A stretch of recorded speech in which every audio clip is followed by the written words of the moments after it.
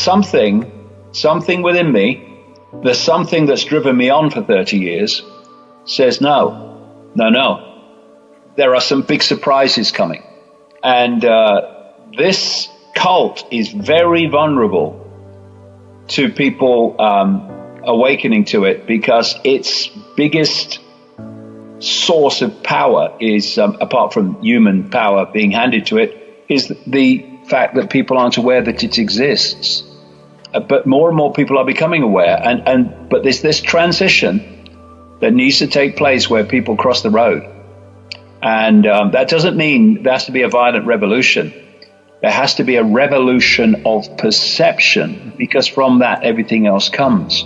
We live within a field of potentiality, a field of energy, vibration, which is all possibility.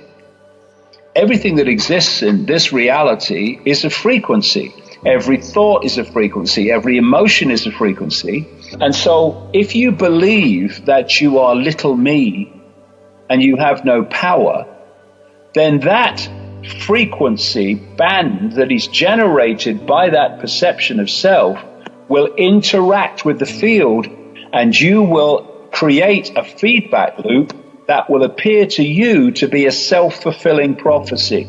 You think you're little me, you have no power, you are experiencing a life of little me, I have no power. Not because it's true, but because you believe it is.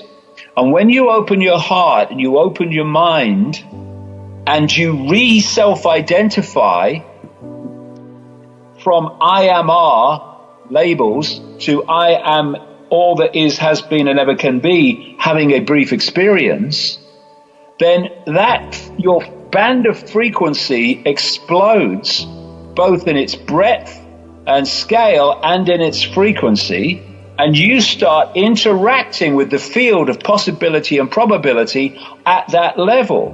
And this is why when people go through this awakening process, they start to find that amazing synchronicities start to happen in their life that didn't happen before. Coincidences and bits of luck and things just happening when you need them, or meeting people in strange circumstances. My God, fancy seeing you here. And people look back and they think, well, this wasn't happening before. No, because you were interacting with a narrow band of frequency with the field of possibility, and that's what you were experiencing. Now suddenly you started to awaken, you're interacting with the field in a completely different way, more expanded way, and now things that you can manifest in that feedback loop, fine detail, bits of luck, things happening just when you need them, meeting exactly the people you need to meet to expand your awakening, these suddenly start happening. They're not miracles. They're just that you are now interacting with the field at a completely different level. And so when you go through this process and you do what you know to be right, and you do what you know to be right, never mind consequences, you do what you know to be right, that very nature of what you're doing is expanding your consciousness and expanding your interaction with the field.